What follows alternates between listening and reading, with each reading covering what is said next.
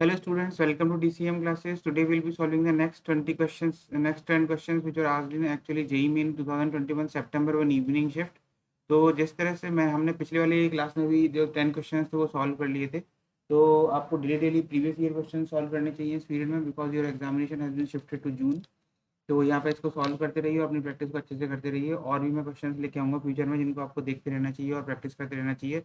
आपकी जो बेसिक जो तरीका होना चाहिए सॉल्व करने का वो होना चाहिए कि आप इस क्वेश्चन को देखें, खुद सॉल्व करें, और अगर नहीं कर पाते हैं सॉल्व तो तभी आप सॉल्यूशन देखें, और है ना। और अगर तब सॉल्यूशन देखने के बाद भी डाउट आता है तो आप मुझे कमेंट सेक्शन में भेज सकते हैं या फिर व्हाट्सएप कर सकते हैं। तो स्टार्ट करते हैं।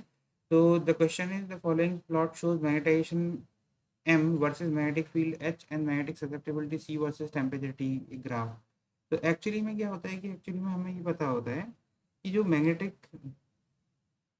ससेप्टिबिलिटी होती है मैग्नेटिक ससेप्टिबिलिटी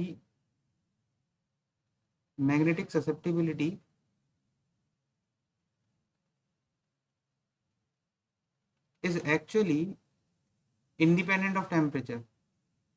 टेम्परेचर इंडिपेंडेंट होता है ये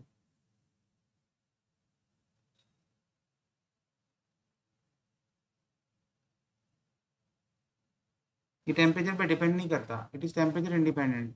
बिकॉज इस इज टेम्परेचर इंडिपेंडेंट तो हमारा एक्चुअली में ये ग्राफ जो ससेप्टिबिलिटी का होना चाहिए, ससेप्टिबिलिटी का आपको पता होना चाहिए, susceptibility is represented by this.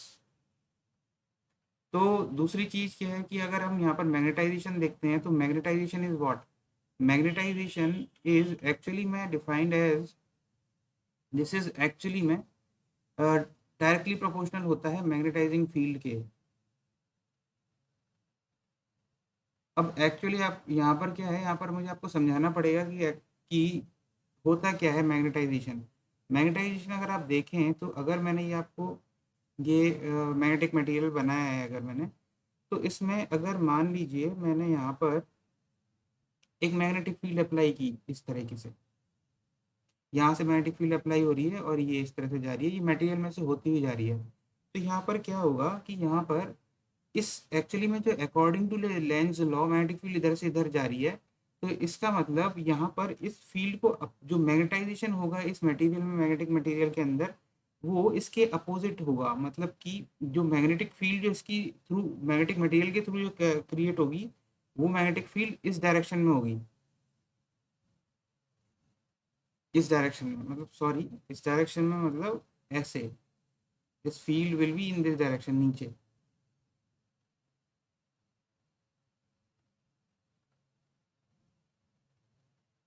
ऐसे, है ना। क्योंकि इस यहाँ पर ये इसलिए होती है क्योंकि इसको ये अपोज करती है मैग्नेटिक फील्ड, तो इसकी जो मैग्नेटिक फील्ड होगी वो अपोजिंग होगी। तो यहाँ पर इसका मतलब जो नॉर्थ पोल होगा वो यहाँ पर क्रिएट होगा, इसका नॉर्थ पोल इधर क्रिएट होगा और इसका साउथ पोल इधर क्रिएट होगा। तो यहाँ पर भी जो मैग्नेटिक फील्ड होगी इस तरफ, वो इस डायरेक्शन में होगी इधर, है ना, बिकॉज ऑफ दिस ये। तो यहाँ इसीलिए हम क्या करते हैं, इसीलिए जब भी हम ग्राफ बनाते हैं, ये डायरेक्टली प्रोपोर्शनल है, डायरेक्टली प्रोपोर्शनल में आपके दोनों ग्राफ हो सकते हैं, ये भी हो सकता है और ये भी हो सकता है, ये वाला ग्राफ भी हो सकता है और ये वाला ग्राफ भी हो सकता है। लेकिन जब आप मैग्नेटाइजिंग फील्ड जो एच जो आप डाल रहे हैं वो अगर आप पॉजिटिव डाल रहे हैं तो उसके अपोजिट मैग्नेटाइजेशन होगा। तो इसका मतलब कि जब आप नेगेटिव फील्ड डालेंगे यहाँ पर तो मैग्नेटाइजेशन पॉजिटिव होगा, और जब आप पॉजिटिव फील्ड डालेंगे तो मैग्नेटाइजेशन नेगेटिव होगा। ऐसे होता है। तो इस वजह से जो ग्राफ है वो आपका जो करेक्ट ग्राफ होगा वो ए होना चाहिए। तो दिस इज योर, तो एक्चुअली में आपका आंसर होना चाहिए ए एंड सी। होप आपको ये समझ में आ गया होगा। अब हम चलते हैं नेक्स्ट क्वेश्चन पर। तो next question is what,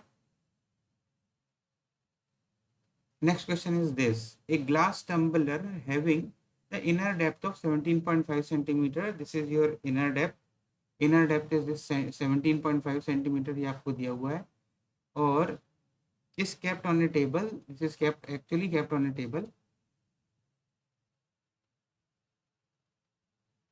a student starts pouring water, ये म्यू इज इक्वल टू 4/3, इसमें इसने पोर करना चालू कर दिया, while looking at the surface of water from the above, अब ये ऊपर से देख रहा है, स्टूडेंट जो है वो ऊपर से देख रहा है इसको, ओके ऊपर से देख लिया। when he feels that the tumbler is half filled he stops pouring water, अच्छा, up to what height the tumbler is actually filled, up to what height, अब देखिए यहाँ पर हो क्या रहा है, पहले तो आपको प्रोसेस समझना पड़ेगा। अगर मैं यहाँ पर एक नॉर्मल बना देता हूँ, ये मैंने नॉर्मल बना दिया।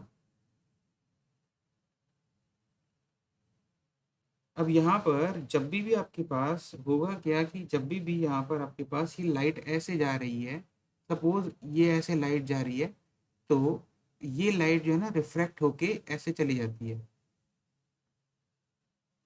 ये तो आपको पता ही होगा, ये बेसिक फिनोमेना होता है। वाई?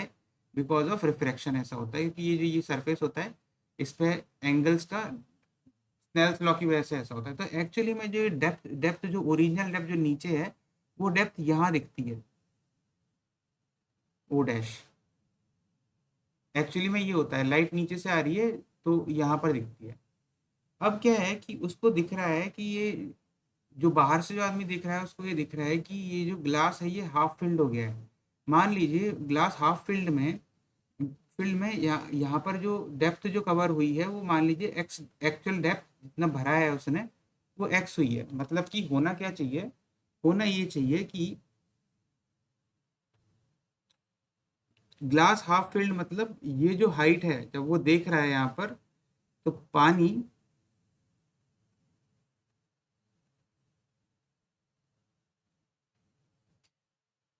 उसको ऐसा दिख रहा है कि टम्बलर हाफ फिल हो चुका है, यानी कि टम्बलर हाफ फिल हो चुका है, यानी कि यहाँ से यहाँ तक की जो हाइट है, इधर से इधर तक की जो हाइट है, ये एक्चुअली में 17.5/2 हो जाना चाहिए। ओके, 17.5/2 हो जाना चाहिए। या फिर आप इसको ऐसे भी देख सकते हैं कि दिस हाइट, जो ये वाली हाइट है, अब बाहर से जो आदमी देख रहा है उसको एक्चुअली में जो ग्लास की जो डेप्थ है वो यहाँ दिख रही है, ये दिख रही है जो न्यू वाली हाइट है, ये पी, इसको अगर मैं पी बोलता हूँ तो। अब इस हाफ फिल हो चुका है, मतलब कि पी की वैल्यू जो है वो ऊपर ये जो डिस्टेंस है 17.5 माइनस एक्स, दिस डिस्टेंस और जो पी की हाइट है दिस मस्ट बी इक्वल होना चाहिए अगर हाफ फिल हो गया है तो। बिकॉज बाहर से जो देखने वाला आदमी है उसको ऐसा लग रहा है कि जो टम्बलर की जो डेप्थ है वो एक्चुअली ओ डैश पर है। टम्बलर टोटल जितनी डेप्थ है उसकी पानी के नीचे, वो यहाँ पर है, ओ डैश पर है। ठीक है ना? तो उसको अगर ऐसा लग रहा है कि हाफ फिल हो चुका है, तो इसका मतलब लेवल के ऊपर जितना एरिया जितनी डेप्थ है और लेवल के नीचे जितनी डेप्थ है जो उसको दिख रही है, वो दोनों इक्वल होने चाहिए, तो हाफ फिल माना जाएगा। ठीक है? तो यहाँ पर हम देख लेते हैं कि बिकॉज अब यहाँ पर एक्चुअली में मैंने एक कॉन्सेप्ट में जो आपको बताया है कि यहाँ पर अगर इसकी हाइट एक्स होती है, तो ये वाली जो पी हाइट होती है, P, this becomes P is equal to X upon mu. इसका एक डेरिवेशन होता है। अगर आपको डेरिवेशन भी नहीं आता है तो यहाँ पर आप इसको सॉल्व करके भी देख सकते हैं। अगर आपको नहीं आता है तो मुझसे पूछ लीजिएगा, मैं आपको कमेंट में बता दूंगा। तो एक्चुअली एक्स बाई म्यू होता है, where mu is the refractive index of the liquid. तो यहाँ पे जो इसकी पी जो डेप्थ हो जाएगी वो हो जाएगी x/4/3, which is actually 3x/4। P 3x/4 हो गया। अब यहाँ पर हाफ फिल की कंडीशन, मतलब कि 3x/4 must be equal to 17.5 minus X. तो 17.5 minus X is equal to 3। तो अब इसको सॉल्व करेंगे तो 17.5 is equal to 7x/4, which is actually x is equal to 17.5 into 4/7। तो this is equal to what, this is equal to, इसको solve करेंगे तो आपके पास आंसर आएगा 10 सेंटीमीटर अप्रोक्सीमेटली। तो आपका जो आंसर होना चाहिए वो होना चाहिए बी। क्लियर? अब मैंने आपको यहाँ पे सॉल्व कर दिया, तो आपको ये भी बता देता हूँ कि ये हाइट म्यू/3 x/म्यू की हो जाती है। इसलिए कि जब आप मान लीजिए ये जो डेप्थ, ये जो इसको आप टी लेते हो, ठीक है, तो यहाँ पर ये वाला जो एंगल है इसको आप मान लो थीटा, और इस वाले एंगल को मान लो फाई। ठीक? तो यहाँ पर क्या होगा, हमें पता है कि ये जो एंगल है,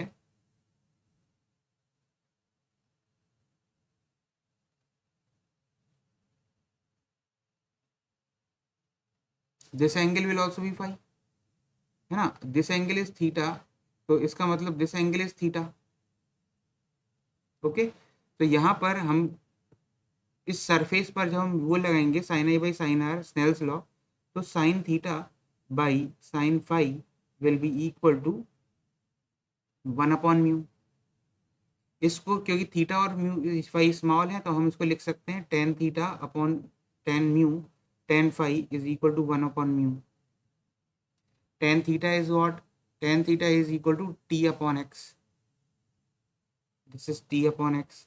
और tan phi is what? Tan phi is equal to t upon p, this is equal to one upon mu. तो इसका मतलब टी टी आप कैंसिल कर दो तो आपके पास क्या आ जाएगा? P upon X is equal to one upon mu. तो P is equal to what? P is equal to X upon mu. मैंने आपको यहाँ पे इसलिए बताया कि पता नहीं आपको पता होना होगा कि नहीं ये चीज़, तो इसलिए मैंने आपको डिराइव करके दिखाया ये चीज़। इसलिए हम यहाँ पर मैंने ये जो रिजल्ट लिखा है ये इसलिए लिखा है। तो बहुत टाइम वेस्ट हो गया इसको समझाने में, तो चलते हैं अब नेक्स्ट क्वेश्चन पर। Next question is your 13 question. 13 question is what? देख लेते हैं, इसको पढ़ लेते हैं। 13 question is in the given figure each diode has a forward bias resistance of 30 ohm।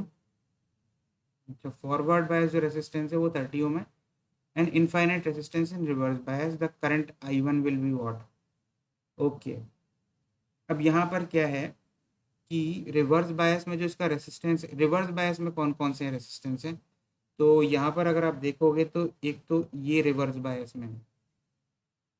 Y reverse bias? मतलब क्योंकि इसका जो नेगेटिव है, ये जो एन टाइप है, ये एन पॉजिटिव से कनेक्टेड है और पी जो है वो नेगेटिव से कनेक्टेड है। जब ऐसा कनेक्टेड होता है तो वो रिवर्स बायस में होता है। ये और ये फॉरवर्ड में, this is forward and this is also forward, this both are forward. तो अब आप इसको जब सॉल्व करेंगे तो यहाँ पर इसका जो रेसिस्टेंस इन्होंने दिया हुआ है ड्यूरिंग दिस, ये तो इसका जो रेसिस्टेंस यहाँ पर इन्होंने दिया हुआ है, इस अगर मैं इसकी जगह पर रेसिस्टेंस डालूंगा तो this resistance will become infinity.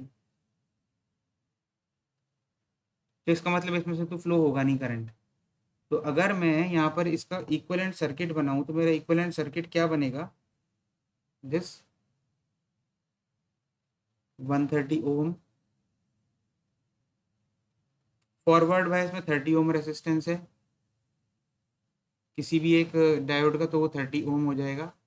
Similarly ये, और फिर उसके बाद 130 ओम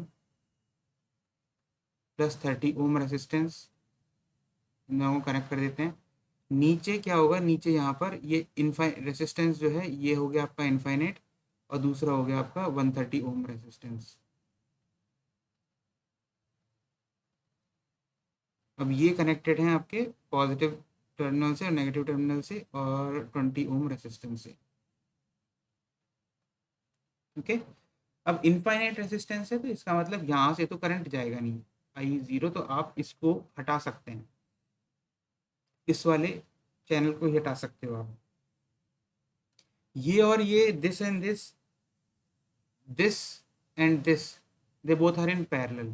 तो आपके पास जो नेट रेसिस्ट, इसको हम मैं क्या किस तरह से कन्वर्ट कर सकता हूँ?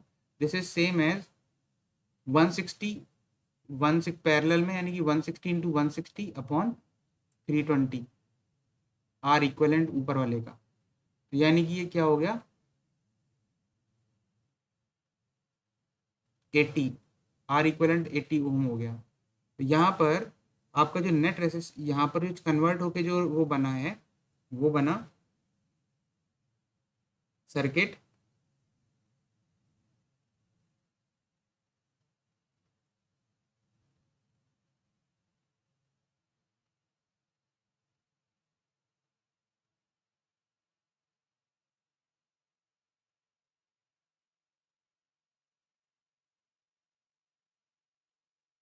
80 ओम और दिस इज योर 20 ओम, एंड यहाँ पर आपकी बैटरी लग गई और ये बन गया आपका यहाँ पे सर्किट। ठीक है, बैटरी आपकी 200 वोल्ट दी हुई है, तो यहाँ पर 80 प्लस 20 इज इक्वल टू 100, तो यानी कि आपका जो करंट हो गया, the current I1 will become 200 upon 100 which is equal to 2 ampere. तो ये आपका आंसर हो गया यहाँ पर 2 एम्पियर। डायरेक्ट क्वेश्चन है, इजीली सॉल्व हो गया, 13 हो गया, है ना। तो ये बेसिक चीज होती है। यूजुअली क्या होता है कि जब चीजें जब रिवर्स बायस में कनेक्टेड होता है, तो रिवर्स बायस में यूजुअली जो अगर कुछ भी नहीं दिया है तो रिवर्स बायस में जो इन रेसिस्टेंस होता है किसी भी उसका डायोड का, वो इनफाइनाइट होता है, यानी कि उस रिवर्स बायस का मतलब है कि यहाँ पर आपके पास इस तरह से जो डायोड है, यहाँ पर ये negative is connected to the positive of the battery, and this is P, this is N, this is N और दिस इज पी। तो यहाँ पर negative positive is connected to negative, this is reverse bias. Reverse bias का मतलब होता है कि यहाँ पर आप इसको ओपन कर सकते हैं, ये सर्किट ऐसा होगा कि दिस विल बिकम ओपन। और अगर फॉरवर्ड बायस है तो फॉरवर्ड बायस का मतलब क्या होता है, फॉरवर्ड बायस का मतलब होता है कि कनेक्शन डायरेक्ट हो जाता है। अब यहीं पर इसी सर्किट को अगर मैं ऐसा कर देता कि this is same, this is like forward bias, ये ऐसा हो जाता है नेगेटिव और ये पॉजिटिव, तो इसका मतलब क्या होता है कि यहाँ पर this is forward bias because negative is connected to N and positive is connected to P. तो इसका मतलब this circuit will become like एक सिंपल कंडक्टर, इसमें से करंट फ्लो हो रहा है अनइंटरप्शन, कोई भी इंटरप्शन के साथ नहीं। ठीक है, ये चीज़ याद रखना है आपको। अब चलते हैं नेक्स्ट क्वेश्चन पर। नेक्स्ट क्वेश्चन आ गया आपका ये वाला 14th वन।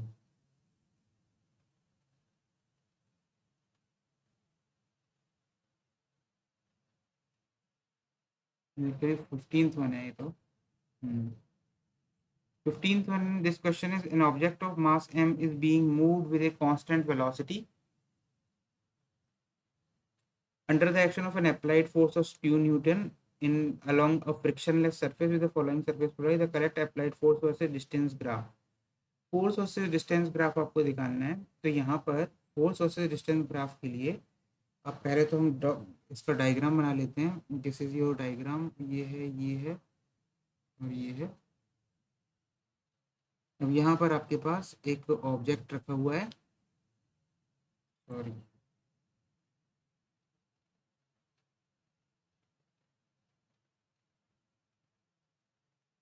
ये आपके पास ऑब्जेक्ट रखा हुआ है, वो the object is moving upwards with constant velocity under the action of A applied force 2 Newton. ठीक है, तो अब एक्चुअली में अगर आप इसको यहाँ देखें, ये एंगल थीटा है, ये भी एंगल थीटा है, तो यहाँ पर जो फोर्सेस लग रही होंगी ये एम जी फोर्स लग रही होगी, और this force is your M G cos theta and this force is your M G sine theta. तो यहाँ पर आपको इसके साथ ग्राफ बनाना है। यहाँ पर डिस्टेंस, ये डिस्टेंस दिया हुआ है हमें, this distance is capital D.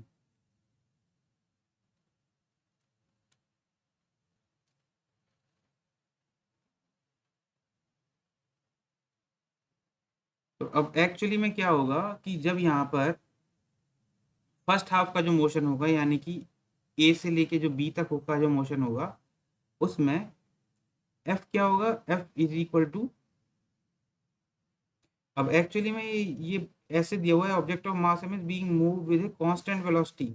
Constant velocity मतलब इसमें तो क्या है कि इसमें ना, इसमें तो एक्सेल कांस्टेंट वेलोसिटी मतलब एक्सेलेरेशन जीरो है। तो इसका मतलब जो कांस्टेंट वेलोसिटी मतलब एक्सेलेरेशन जीरो है, तो यहाँ पर जो 2n जो होगा, 2n must be equal to M G sine theta, इसीलिए एक्सेलेरेशन जीरो होगा, 2 minus M G sine theta.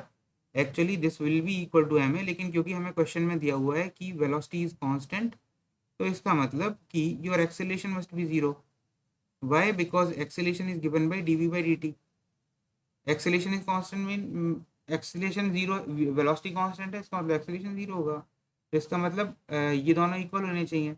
इसका मतलब जो फोर्स जो लग रही है वो 2 न्यूटन, वो कांस्टेंट फोर्स लग रही होगी विद द डिस्टेंस, जब ऊपर ऊपर जाएगा, जब ये यहाँ तक। और दूसरा जब बी से सी में जाए, सी तक आएगा, तो उसके केस में जो आप मोशन बनाएंगे, तो उसके केस में क्या लग रहा होगा, एम जी साइन थीटा नीचे लग रहा होगा, एम जी कॉस थीटा यहाँ लग रहा होगा, और एक नॉर्मल रिएक्शन मैं यहाँ पर बनाना भूल गया क्योंकि जरूरत नहीं थी, यहाँ पर भी एक नॉर्मल रिएक्शन लग रहा होगा। अब यहाँ पर भी एक, क्योंकि वेलोसिटी कांस्टेंट है, वी कांस्टेंट है, तो इसका मतलब यहाँ पर एक्सेलेरेशन जीरो होगा। और ये एक्सेलेरेशन जीरो कैसे होगा, जब जो वेलोसिटी, जब जो फोर्स लग रही है आपकी, तो फोर्स पीछे लग रही है 2 न्यूटन। ठीक है, तो इसका मतलब डायरेक्शन ऑफ मोशन के अपोजिट डायरेक्शन में फोर्स लग रही है, यानी कि फोर्स -2 न्यूटन लग रही है। तो इसका एक्चुअली में जो आंसर होगा वो होगा बी। समझ में आ गया? तो this is your easy question था, 15 क्वेश्चन। तो ये 15 क्वेश्चन हो चुका है। अब चलते हैं नेक्स्ट क्वेश्चन पर। Next is your 16 question. 16 question is a mass of 5 kg is connected to a spring. The potential energy curve of the simple harmonic motion is executed by the system is shown in figure. A simple pendulum of length 4m has the same period of oscillation as the spring system. What is the value of acceleration due to gravity on the planet where these experiments are performed?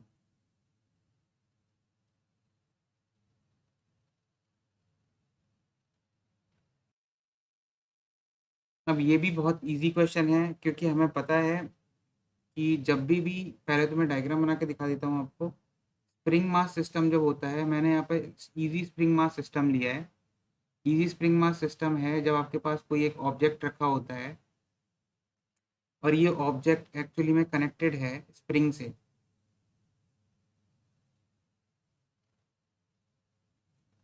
इसका spring constant की होता है और इसका मास अगर M होता है, तो हमें पता है कि इसका जो टाइम पीरियड होता है T is equal to 2 pi root over m/k होता है। ओके। और सिमिलरली अगर हम यहाँ पर एक ऑब्जेक्ट रहते हैं जो कि एक बॉब जो कि इस तरह से कनेक्टेड है, इसका अगर आप टाइम पीरियड निकालने की कोशिश करेंगे तो इसका जो टाइम पीरियड होगा ये एक्चुअली में ऐसे ऐसे मूव करता है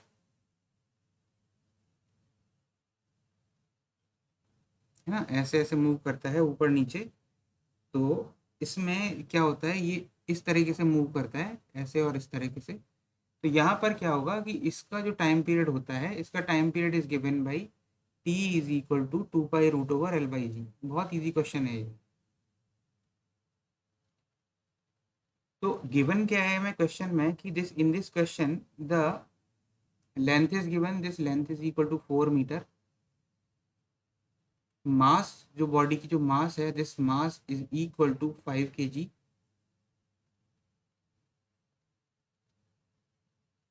what is the acceleration due to gravity on the planet. तो यहाँ पर हमारे पास जब हम इन दोनों को इक्वल करेंगे, T1 एंड T2 हमारा दोनों इक्वल है। If T1 is equal to T2, इसके केस में क्या होगा कि √m/k is equal to √L/g dash. के की वैल्यू दी हुई है, के की वैल्यू नहीं दी हुई है मैं शायद। हम्म। तो पहली कंडीशन तो हमारे पास यहाँ से ये आ जाएगी कि m/k is equal to L/g dash. अब यहाँ पर हमें m पता है विच इज 5 kg, के नहीं पता, एल की वैल्यू पता है 4/g डैश। तो जी डैश की वैल्यू हमारी यहाँ से आ गई, g dash is equal to 4k/5। अब क्वेश्चन आता है के कैसे निकालेंगे। तो के के लिए हमारे पास ये ग्राफ यूजफुल होगा। हमें इस ग्राफ में दिया हुआ है कि द मैक्सिमम एनर्जी जो अटेन होती है वो 10 है। अब कोई भी जब बॉडी जब सिंपल हार्मोनिक मोशन कर रही होती है, सपोज ये बॉडी सिंपल हार्मोनिक मोशन कर रही है इधर इधर, तो ये अगर X is equal to 0 mean position है, तो X is equal to A जो मैक्सिमम एम्पलीट्यूड होता है, इस पर इसकी काइनेटिक एनर्जी मैक्सिमम होती है। Half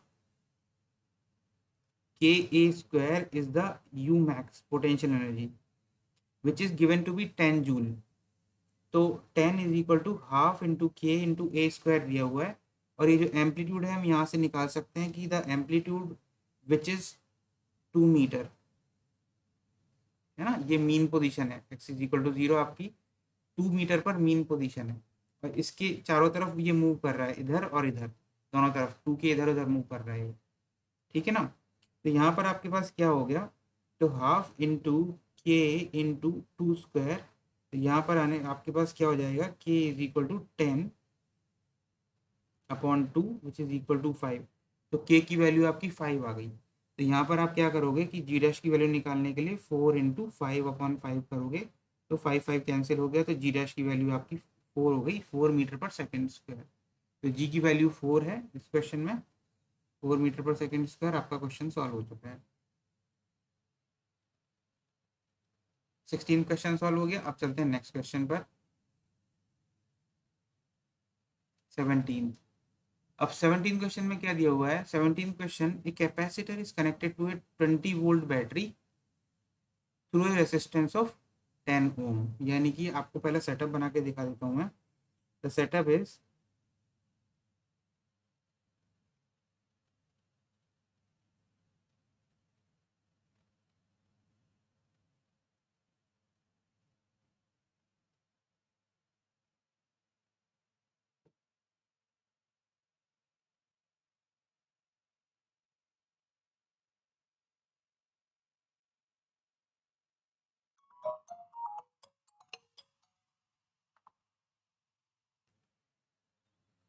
capacitor is connected to 20 volt battery. This is your 20 volt battery, and through a resistance of 10 ohm. This is 10 ohm.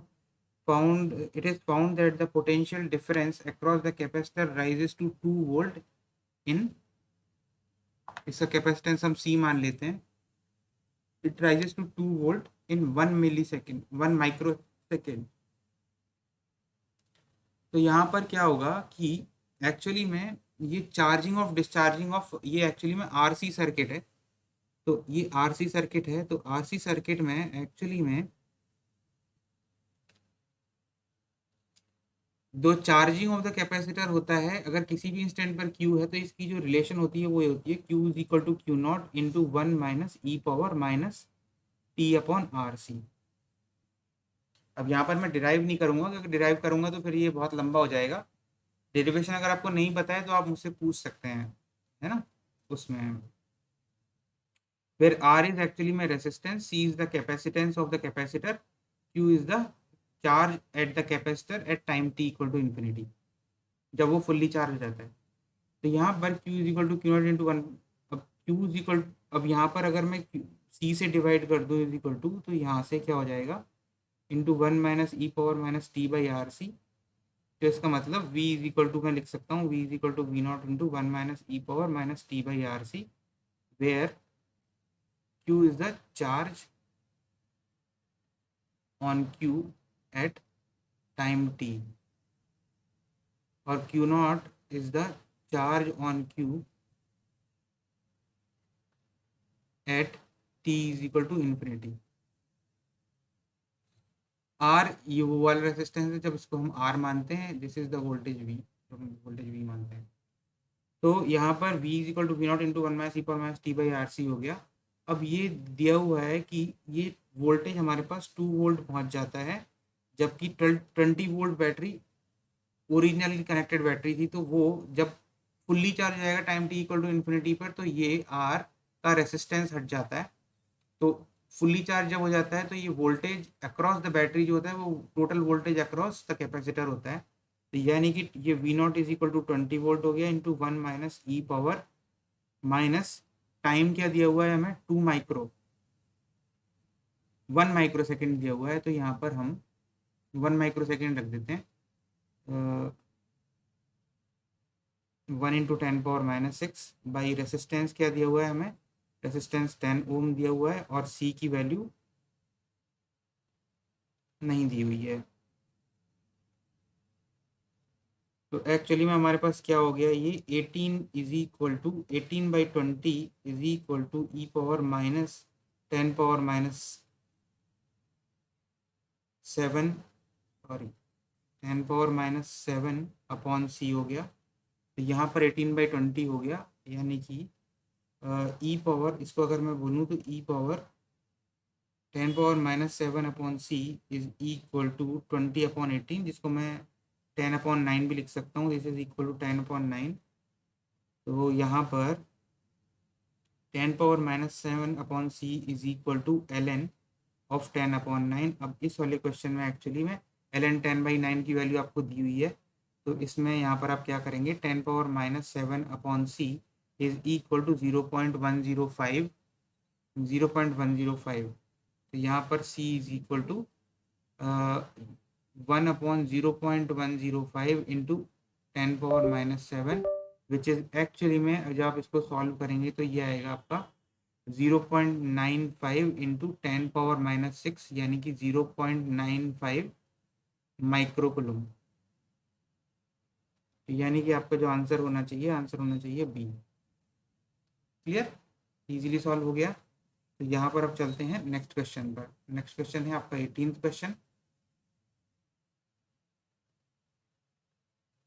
18 question है, four particles each of mass capital M move along a circle of radius capital R under the action of their mutual gravitation attraction, the speed of each particle. Okay, speed of each particle पूछा गया है, तो मैं यहाँ पर पहले तो diagram बना लेता हूँ।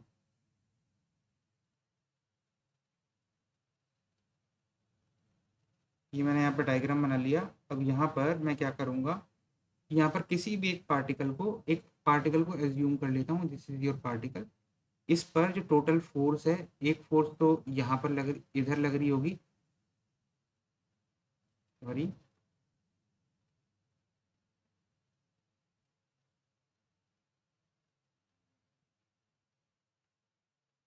इस तरफ, और एक फोर्स आपकी नीचे की तरफ लग रही होगी क्योंकि नीचे है बॉडी, और एक फोर्स आपकी इस तरफ लग रही होगी क्योंकि यहाँ पर है बॉडी। ठीक है ना, तो यहाँ पर आपके पास फोर्सेस लग रही होंगी सारी की सारी। अब यहाँ पर जब आप फोर्स निकालेंगे तो यहाँ पर जो actual force between the two particles, because ये है, एक इस डायरेक्शन में फोर्स लग रही है नीचे, एक इस डायरेक्शन में फोर्स लग रही है इधर, और एक इस डायरेक्शन में फोर्स लग रही है। ओके, ये एंगल मुझे समझाने की जरूरत नहीं है, because this angle and this angle must be 45 degree. तो यहाँ पर आपको दिक्कत नहीं होना चाहिए कि ये एंगल भी आपका 45 डिग्री होगा और ये एंगल भी आपका 45 डिग्री होगा।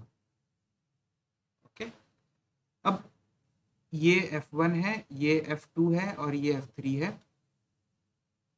तो अगर हम F2 और F3 को देखें तो F2 and F3 will be equal to, पहले तो ये डिस्टेंस निकाल लेते हैं। This distance, actually this distance will be equal to R square plus R square, यानी कि this will be root two R. Similarly this distance will also be equal to root two R, और ये जो total distance है ये तो 2r होगा। तो यहाँ पर जो F2 एंड F3 जो होगा उसकी जो वैल्यू होनी चाहिए वो होनी चाहिए G capital M into capital M by root two R whole square, यानी कि G capital M square by 2r square.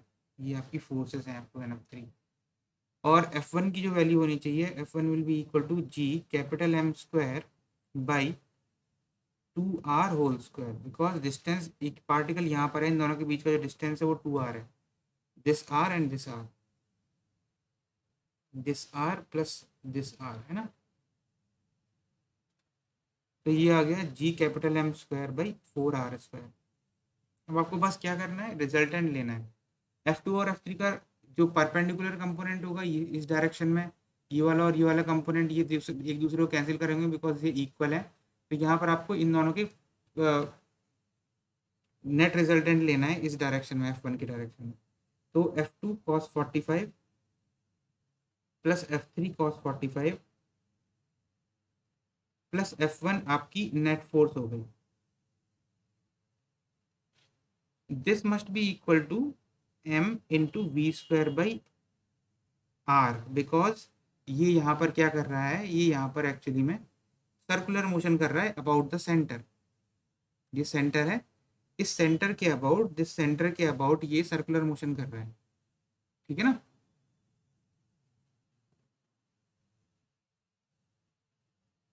ये इसके अबाउट सर्कुलर मोशन कर रहा है। तो यहाँ पर M V square by R, यानी कि F2 is equal to actually G capital M square by 2r square, बाहर ले लेता हूँ मैं, into root two plus root two, यानी कि ये हो जाएगा 2 बाई रूट टू, यानी कि ये हो जाएगा root two, plus G capital M square by 4 capital R square is equal to capital M V square by R. M cancel कर दो, तो यहाँ पर आर आर कैंसिल कर दो। यहाँ पर क्या हो गया, this is 2 root two plus 1, V square is equal to 2 root two plus 1 by 4r into capital G into capital M। तो वेलोसिटी की v की जो वैल्यू हो गई वो हो गई आपकी 1/2 root over capital G capital M into 2 root two +1/r। यहाँ पर जो आपका आंसर हो जाना चाहिए वो होना चाहिए आपका बी। तो ये क्वेश्चन आपका सॉल्व हो चुका है। This is 18th question. अब चलते हैं नेक्स्ट क्वेश्चन पर।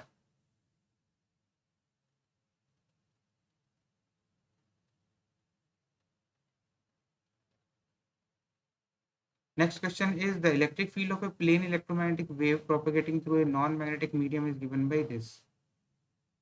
E is equal to, दिया हुआ है आपको, E is equal to 20 cos into 2 into 10 power 10 into t minus 200 into x। अब एक्चुअली में आपको इसकी इक्वेशन पता होनी चाहिए। E is equal to e not, electromagnetic wave की e not cos omega t minus k x, ये इसकी बेसिक इक्वेशन होती है। तो यानी कि यहाँ पर ओमेगा की वैल्यू हो गई 2 इंटू 10 पावर 10, के की वैल्यू हो गई 200। अब मुझे ये समझाने की जरूरत नहीं होनी चाहिए कि what is omega and what is K, ये बेसिक वेव की इक्वेशन है। बेसिक वेव की इक्वेशन आपको पता होगी। The dielectric constant of the medium is equal to पूछा गया है, mu are is equal to 1। तो यहाँ पर क्या होता है, तो refractive index of the medium mu is equal to क्या हो, म्यू इज इक्वल टू होता है c by v, where c is what, c is the velocity of light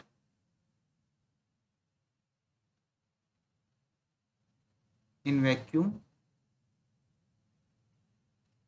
and v is the velocity of light in medium।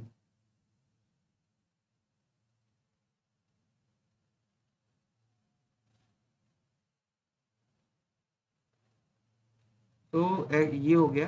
अब यहाँ पर speed of light जो होती है, इसके भी एक और फॉर्मूला होता है, c इज इक्वल टू 1/√ओवर mu not into epsilon not, where mu not is what, permeability, epsilon not is the, epsilon not जो आपका जो Q/4 एप्सिलॉन नॉट होता है ना, वो वाला।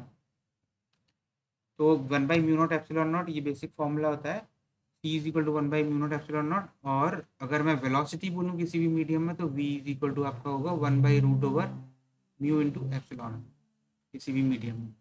तो एक्चुअली में आपका जो ये म्यू की वैल्यू जो हो जाती है c/v, ये हो जाती है आपकी √over mu into epsilon by mu not into epsilon not. ठीक है।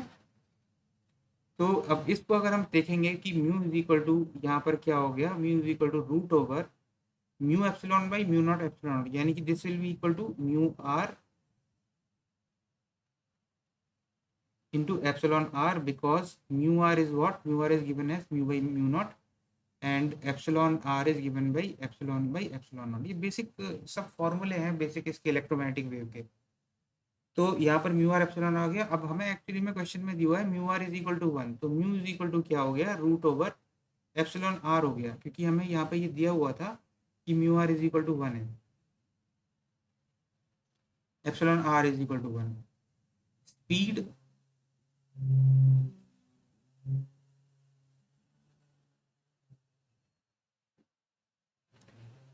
और दूसरा क्या है कि अब हम यहाँ पर एक म्यू की हमें वैल्यू निकालनी है, dielectric constant of the medium निकालना है, विच इज एक्चुअली √ओवर एप्सिलॉन आर। तो हमें यहाँ पर क्या करना होगा, dielectric constant of the medium निकालना है। तो dielectric constant of the medium निकालने के लिए, दिस वैल्यू निकालने के लिए हमें म्यू निकालना पड़ेगा। म्यू इसका मतलब हमें पता नहीं है, तो अब हम इसको यूज करेंगे अपनी इक्वेशन ऑफ मोशन को। इक्वेशन ऑफ मोशन को हम किस तरह से यूज करेंगे, क्योंकि हमें पता है कि जो स्पीड होती है v, speed of the wave होती है v is equal to omega by के।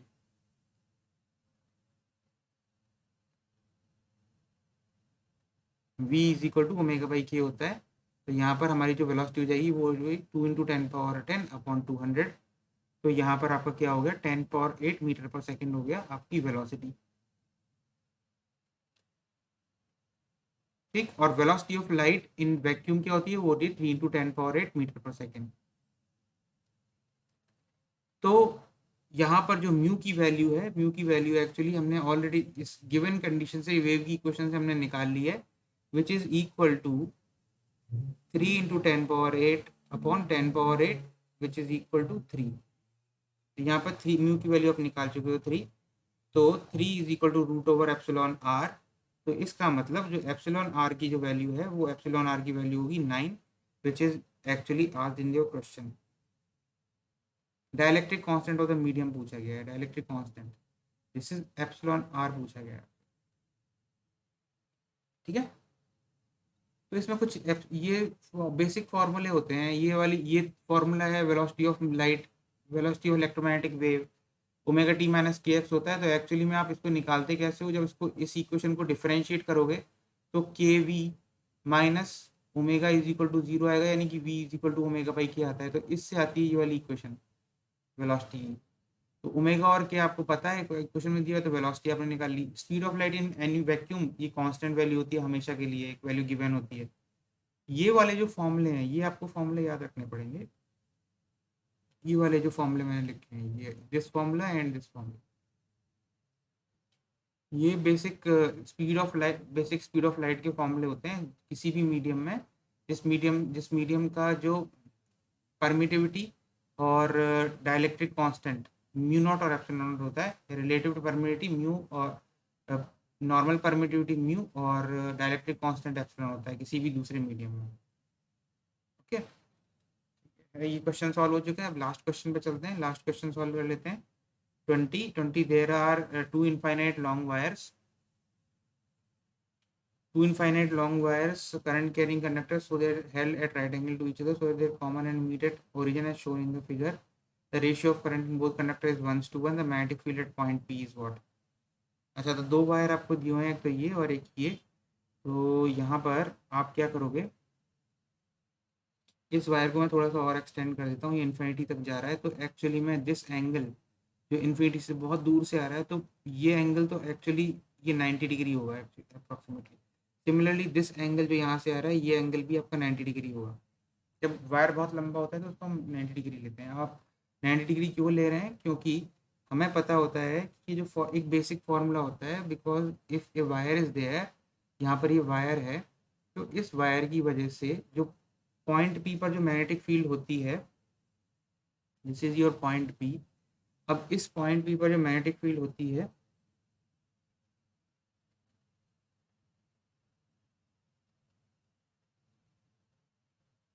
this magnetic field is given by, if this angle is your θ1, this is current carrying wire, तो मैग्नेटिक फील्ड अंदर के ये इस डायरेक्शन में होगी अंदर की तरफ। तो magnetic field B at this point BP is given as mu not I by 4 pi into R, this is your R distance, into sine θ1 plus sine θ2। This is your basic formula जो आप यहाँ पर use करने वाले हैं। Okay, ये वाला formula आप यहाँ पर यूज करने वाले हैं। तो जब आप इसको यूज करेंगे तो यहाँ पर दो वायर्स दिए हुए हैं एक्चुअली। तो पहले वायर की वजह से अब यहाँ पर आप मैग्नेटिक फील्ड निकालने के लिए, मैग्नेटिक फील्ड सपोज इसकी वजह से निकालनी है तो आप थंब रूल यूज करेंगे। तो इसकी जो मैग्नेटिक फील्ड होगी वो अंदर की तरफ होगी, और इसकी भी जो मैग्नेटिक फील्ड होगी वो भी अंदर की तरफ ही होगी। तो इस पॉइंट पर तो नेट मैग्नेटिक फील्ड दोनों का सम होगा। अब दोनों की मैग्नेटिक फील्ड निकाल के आप उनका सम कर लीजिए, बस ये करना है। तो यहाँ पर क्या हुआ, तो मैग्नेटिक फील्ड ड्यू टू, इसको मैं वायर 1 बोल देता हूँ, इसको वायर 1 बोल देता हूँ, और इसको वायर 2 बोल देता हूँ। तो वायर 1 की वजह से जो मैग्नेटिक फील्ड हुई B1, this is equal to mu not I by 4 पाई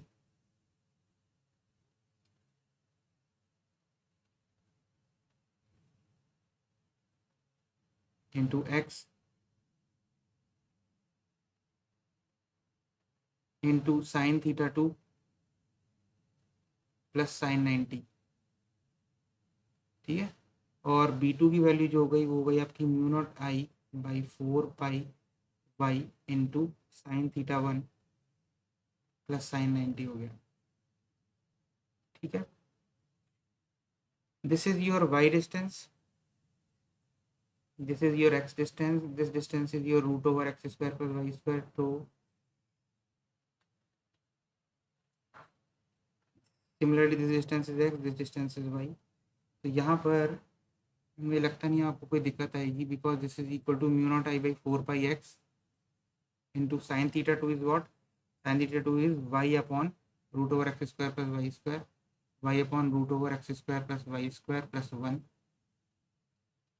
और इसका क्या हुआ, तो mu not I by 4 pi y into sine theta one is what, x by root over x square plus y square.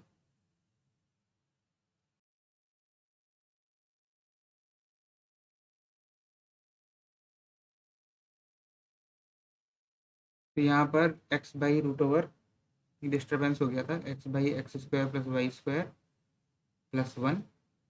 तो अब यहाँ पर आप क्या करेंगे, इन दोनों को बस आपको सम करना है, तो b one plus b two, b one plus b two will be equal to what, b one plus b two, b one plus b two here will be equal to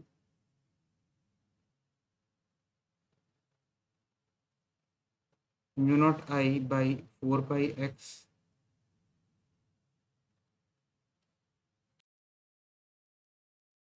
तो b is equal to, this will be equal to mu not I by 4 pi into y by x root over x square plus y square plus x by y root over x square plus y square plus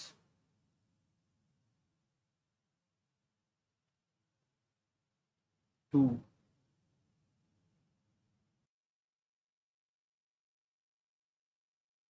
1/x प्लस 1/y। तो इसको आप क्या करेंगे कि यहाँ पर this will be equal to mu not I by 4 pi into this will be your root over x square plus y square by x Y plus y upon x y आएगा ये। तो आपका जो आंसर हो गया वो हो गया b one plus b two is equal to mu not I by 4 pi into x y root over x square plus y square plus x plus y. तो आपका जो आंसर होना चाहिए वो होना चाहिए ए। तो ये वीडियोस आपके, ये आपके सभी क्वेश्चन सॉल्व हो गए हैं, या 10 क्वेश्चन। अगर आपको ये वीडियो पसंद आता है तो आप इस वीडियो को लाइक कीजिए, शेयर कीजिए, सब्सक्राइब कीजिए, और इस चैनल को सब्सक्राइब कीजिए और कमेंट कीजिए जिस तरह के आपको वीडियो पसंद है। तो अगर मैं इस तरह से क्वेश्चन आपको सॉल्व करता जाऊँगा डेली डेली, और ये क्वेश्चंस आपको किस तरह से सॉल्व करने हैं, आपको वीडियोस देखने, ये क्वेश्चन देखना है और खुद सॉल्व करने की कोशिश करना है।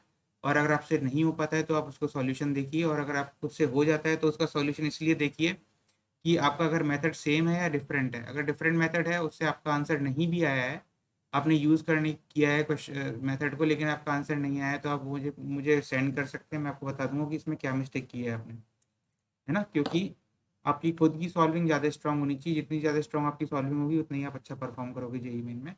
और all the best for your upcoming examination. Thank you.